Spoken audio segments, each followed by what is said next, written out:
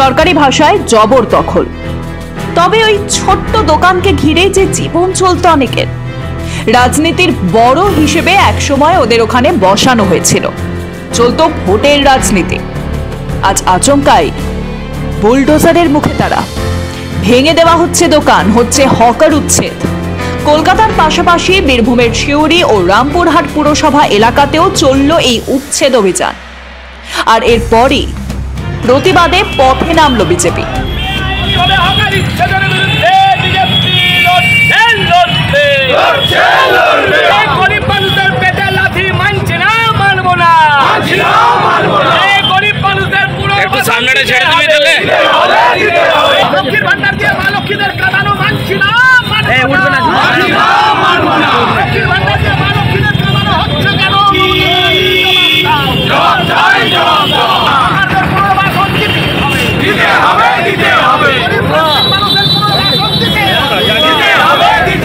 বিজেপির দাবি, একসময় টাকার বিনিময়ে এই হকারদের বসানো হয়েছিল। আজ পুনর্বাসনের ব্যবস্থা না করেই রাতারাতি তাদের উচ্ছেদ করা হচ্ছে।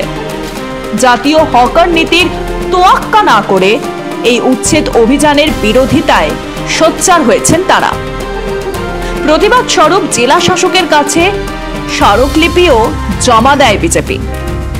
অবস্থান বিক্ষোভ করে পুরসভার সামনে। সারা রাজ্যে হকার উচ্ছেদের নামে গরিব মানুষের পেটে লাথি মারার একটি অভিযান রাজ্য সরকার শুরু করেছে এবং একইভাবে বীরভূম জেলার বিভিন্ন পুর এলাকাতে গত দুদিন ধরে এই কাজ চলছে। আমরা ভারতীয় জনতা পার্টির পক্ষ থেকে আজ জেলা শাসকের কাছে এক প্রতিনিধি দল নিয়ে এসেছিলাম। তাকে কয়েকটি বিষয় আমরা জানিয়েছি।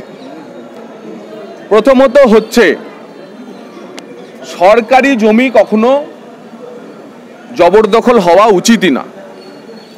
জবরদখল হলে সেই জমি উদ্ধার করা উচিত এবং সরকার যদি সরকারি জমি জবরদখল মুক্ত করার জন্য অভিযান নেয়, তাতে আমাদের দায়িত্বশীল বিরোধী হিসাবে আপত্তি করার কিছু নেই। কিন্তু এই সরকারি জমিতে যারা অস্থায়ীভাবে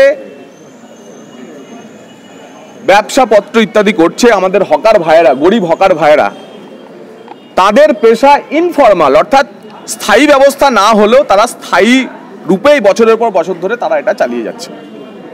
এবং জাতীয় হকার নীতি যা রাজ্য সরকার গ্রহণ করেছে, রাজ্য সরকারেরও নিজস্ব হকার নীতি আছে, সেই হকার নীতি অনুযায়ী কোনো জায়গা থেকে এই ধরনের ক্ষুদ্র ব্যবসায়ীদের, গরিব ব্যবসায়ীদের যদি সরাতে হয়, দখল মুক্ত করতে হয়, তাহলে সরকার এভাবে চাইলেই পারে না।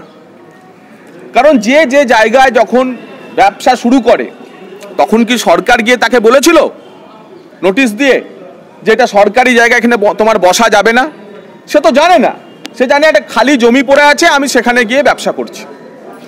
এইরকম একটি পরিস্থিতিতে সরকারকে যদি জবরদখল মুক্ত করতে হয়, তো প্রথম কাজ সরকারের আইডেন্টিফিকেশন করা যে কোন জোনগুলি আমার হকার রয়েছে, তারপর ডিমার্কেট করা যে সরকারি জমি কতটা। এটা রাজ্য সরকার এবং কেন্দ্রীয় সরকারের হকার নীতির যে লিখিত রূপ, তাতেই এটা রয়েছে। 3, তাকে নির্দিষ্টভাবে একটি সময়সীমা দেওয়া, কমপক্ষে 7 দিন সময় দিয়ে বলা যে আপনারা সরকারি জমি এনক্রোচ করে রয়েছেন, আপনাদের সরে যেতে হবে। কারণ তার যে ব্যবস্থায় হঠাৎ করে বুলডোজার চালানো যাবে না। সিউড়ির পাশাপাশি উচ্ছেদ অভিযান চলে রামপুরহাটেও। সেখানে এর প্রতিবাদে পথে নামতে দেখা যায় সিটুকে। মুখ্যমন্ত্রী এই হকারদের বসানো নিয়ে দলের নেতাদের বিরুদ্ধেই তোপ দাগছেন। কিন্তু বছরের পর বছর রাজ্য জুড়ে যখন এই পরিস্থিতি চলছে, যখন হকার বসানোর নামে টাকার খেলা চলছে, তখন কেন সেদিকে নজর দেননি তৃণমূল নেত্রী? কেন উদাসীন ছিলেন এতদিন? প্রশ্ন উঠছে তার ভূমিকা নিয়ে। প্রশ্ন উঠছে বুলডোজার চালানোর ধরন নিয়ে। ব্যুরো রিপোর্ট, মাধ্যম।